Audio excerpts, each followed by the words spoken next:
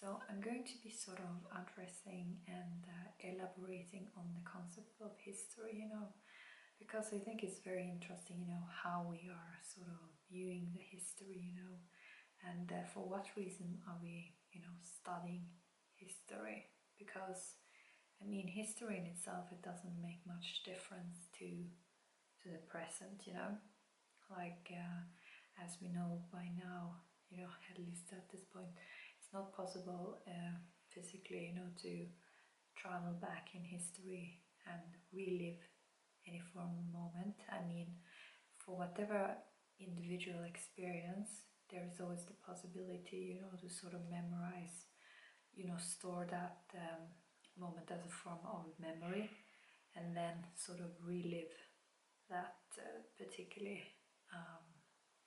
historical moment, But when we are sort of addressing historical events, we are also, I think, categorizing them, because we are not only addressing them as a form of the past, but we are addressing them within this whole category as historical.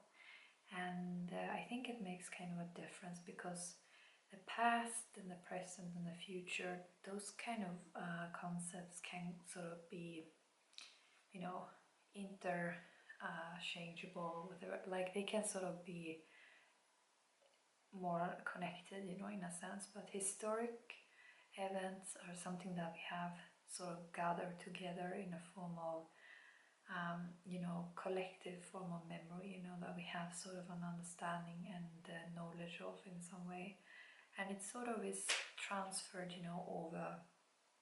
over generations, and they had like different storage from us for these types of historical events and so forth.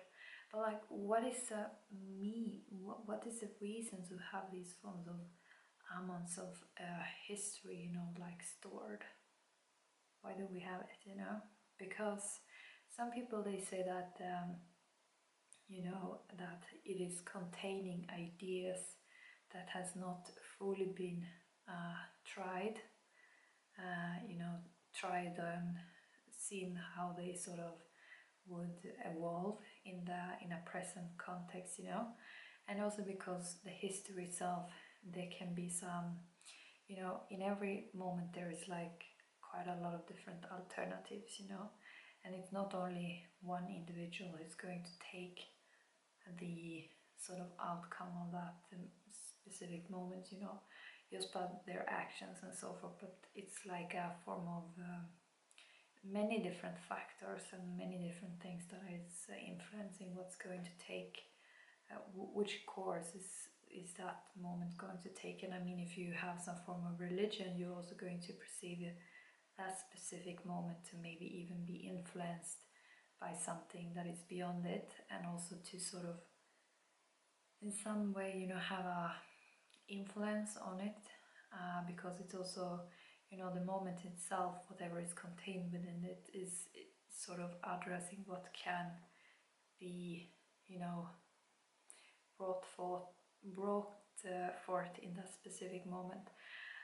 But so there's like, a certain set of different possibilities that probably could be presented in a certain moment, but out of those there is like, there is some ideas that becomes more manifested, and I think also they become repeated, because in the following moment, the idea that sort of was in one moment, it also have to, sort of be established again, in a, after following kind of moment, in order to sort of,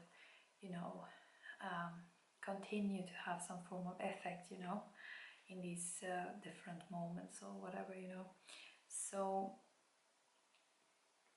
the ideas that can be discovered, because sometimes some of these things that happens, they are not even perceived to be a form of idea, or like something that is worth to be noticed about.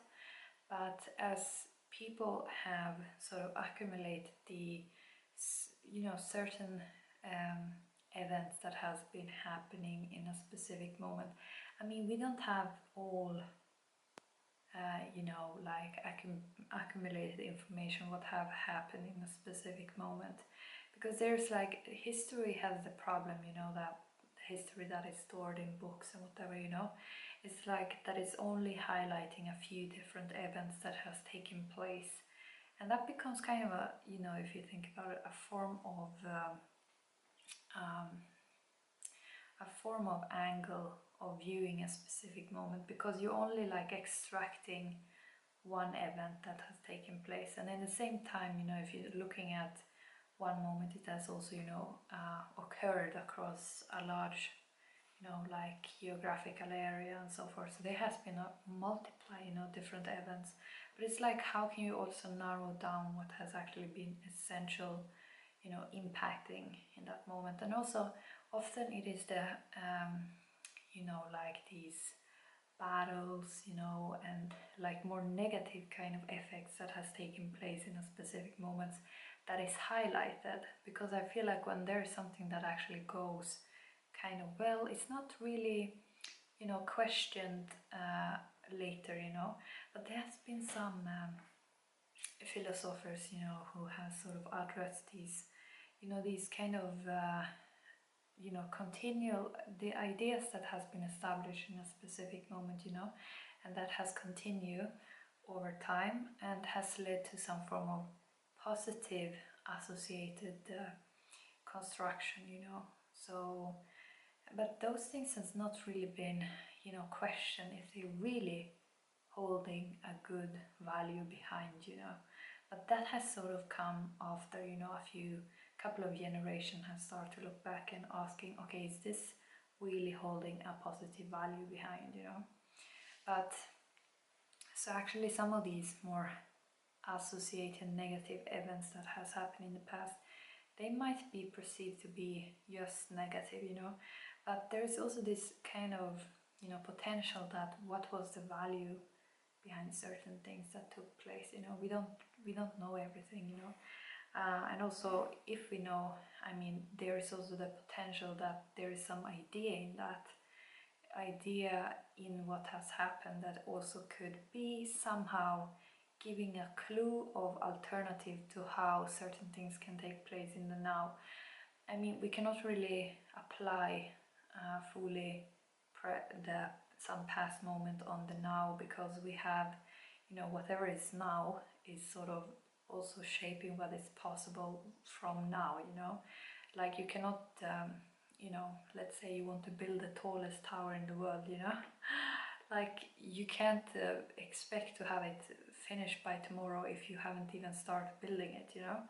So I mean, you have to sort of think about, you know, what is the now moment sort of giving for forms of possibilities, you know, for the after following moments, you know. And you have to take whatever is in the now and see what is it allowing for, you know. But to sort of have a better, you know, set of different ideas to apply on the now, to get some new forms of you know, possible ideas and so forth, you can look at the history, you know. But the history, as I said, it's not what we have, you know, as a history, you know, what is accumulated in, you know, textbooks and so forth. It's not really gathering or every single event that has happened, you know. We don't know who drank a glass of water, you know, within some place in a certain set of time. Such things can have gone, you know, unnoticed. But maybe that person, you know, was like consuming water from some form of super form of glass or whatever. That was really cool, you know. Like there can be something, you know, small things that have happened in the past, you know, that could have a really good idea behind, but we don't know about this, you know. So we only have to the possibility to elaborate on the history that we actually are aware of. And I think also one of the problems is that certain things in history kind of, it doesn't get passed on, you know. We don't have the memory of everything, because for example, the generation that is now, I mean, we don't have experience of first-hand experience of something that has happened a long time ago. So we have to sort of adhere to these other second-hand, third-hand, fourth-hand, like these really distant form of references, you know.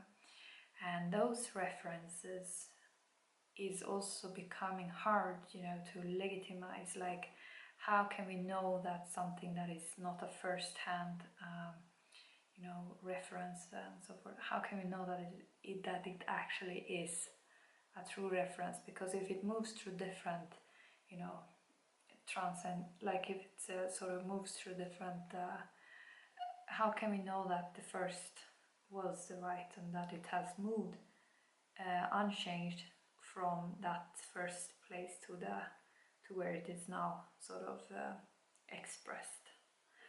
So, and also because, you know, if we look back in the history, some of the words and stuff that we're using now to describe certain things, they were not used in that time, you know. So the concept, like the worldview that people had in another timing, might be different from the values that we have when we're looking back at that specific moment, you know. And that kind of makes a difference, because we have hard to understand, even, you know, for example, there was this tendency, you know, back in some time to actually, you know, pass on, you know, certain information from one person to another and to another and to another.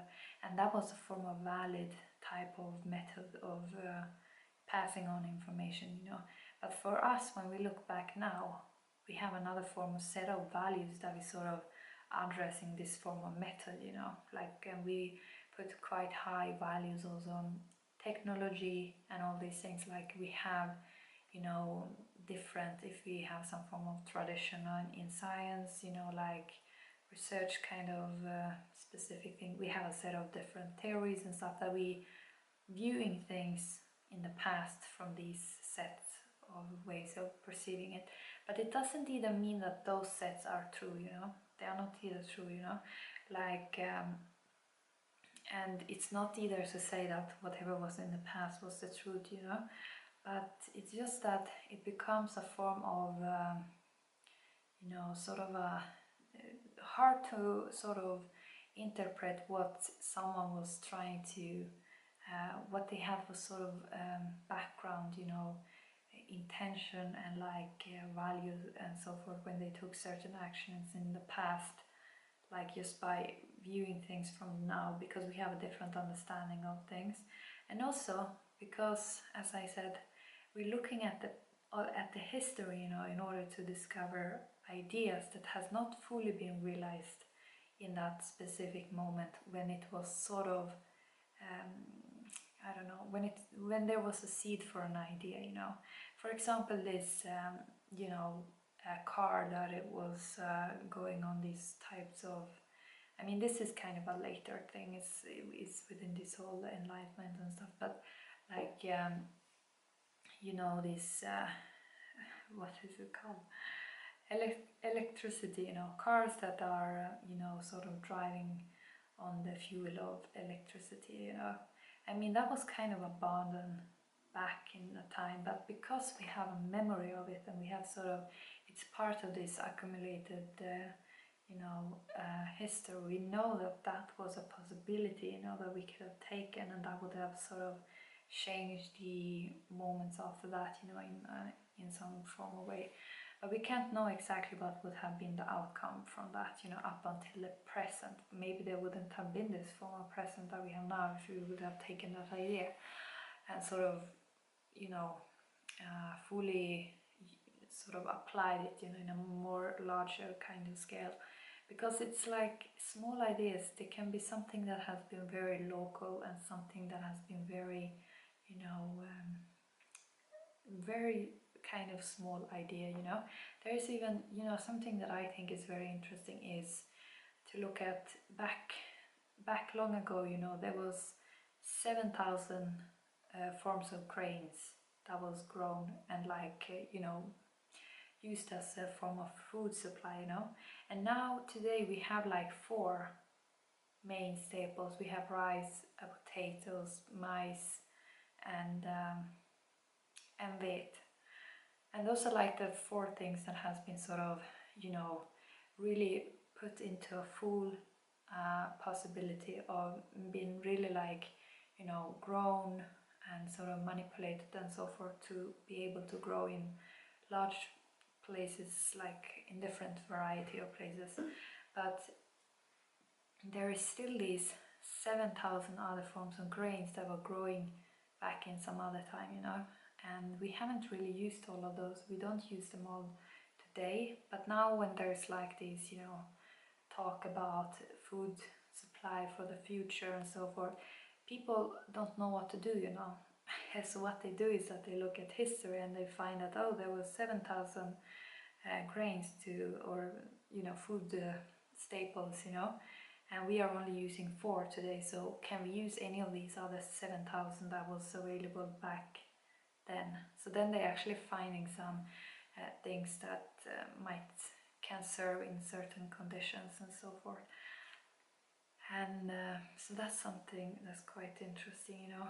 And even like with I mean, there is like, even with, I think always fashion is quite interesting because it's a form of art, you know, like art is expressed in clothes and so forth. And you know, sometimes there's like this tendency when it is about new trends, they're always looking at the history and the recent history, and I would say like the form of West European and North American sort of, you know, context, and finding these different pieces, you know, that has been used as form of trends or like clothes and so forth, and sort of bringing it into the now through different trends and so forth. But I mean, there is still probably 7,000 other types of different clothing stuff that actually was even present in that specific time, and that thing was trendy and was like common to wear, you know. There was probably a bigger variety, even like with animals and stuff, like when things become fewer, you know, like the varieties and stuff. I mean, we have the history, you know, to look back at and see that, oh, there was like more varieties, and when there is a problem in the now, then we have to look back and see, okay, was there something of these things that was possibly could have been good in the now, you know, as a form of idea to apply into this, you know. So history is just a form of resource when it comes to ideas, but I mean, there's always these you know, scientists and stuff who are talking about that you can sort of, you know, you would be able to maybe, I don't know, this is just what some theories that they have, you know, that you would be able to travel into the future and travel into the past, whatever, you know. But I mean, when it comes to the history is not the past and the whatever, you know. History is something that we have accumulated together. It doesn't hold everything that was present in a specific moment. It only holds certain angles that are capturing, you know, certain events that happen that we are perceiving to have some form of value. And that also means that why are we choosing to perceive certain events in a, you know, past moment to have meaning, you know. That's also a form of value in what we are choosing to, you know, bring forth and place into the history, because there has happened quite a lot of things, you know, in a specific moment. And I mean, every person who is alive in a specific moment would say something different, you know, or what has happened in that moment. But we only, when we're looking at history, we're only taking one event that we think has some form of, you know, special kind of, you know, meaning. But that is a value, you know, also, and it's a selection. It's a form of selection of doing that, you know. So that's like why history is separated from this whole, you know, moments, past, present, future. And also it's like problematic, you know, even in, you know, constructing these past and future and stuff, because the future as we think is not even, it's not even the reality, you know. We cannot guarantee it to happen, you know. And so yeah. And also the past, I mean, if I from the things I have experienced, if I lost my memory, I wouldn't know about them. So who would know about them? You know, they wouldn't be stored like within any human kind of manufactured, you know, thing. We might, if you are religious or something, you might say that there is a record for everything that has happened. And I actually think that, everything is record, you know. Everything that ever has happened in a moment is record somewhere, but it's not within our human understanding, because it's not, that's not within our sort of frame. But that's not what the science maybe is claiming, because it would have to prove it to be true, or at least to prove the theory to be, you know, possible to sort of apply on that, you know, and I don't think they have done that yet. So so that's one thing, you know. So yeah, otherwise it's quite interesting to study history, but it's just like to understand what history is, you know, and why, because sometimes the history, I feel like we are just reading about certain things, and they didn't even have they were not even showing the alternative ideas, you know, that was present, because we are focusing on one event that maybe was seeding from one idea that was taking place, but then it's sort of shadowing these other ideas that could have been more expressed in that specific moment. And those ideas also hold ideas that could be used, you know, in the now, because it's time consuming to think, you know. So if we have information that from what other people have thought before and sort of tested in the, you know, in whatever context they've been living in, we can also use that information in how we are going about now, you know. And that's why I think that, you know, how religions can be useful, because people have tested certain ideas, you know, and we can see how they sort of has gone about. We don't have to adapt everything if we feel like it's not really working, but it's just like it's an idea that is tested. Many of the technology and stuff that we have now, they are not tested. We don't know how they're going to look after 10 years. But when it comes to other things that has been in the past, we have this time frame of looking back and, okay, think, okay, this was working, this was not working. And the things that typically is working is what is being brought forward. But we also have to question the value behind those things, you know, and are they really serving, you know, what is it serving, you know?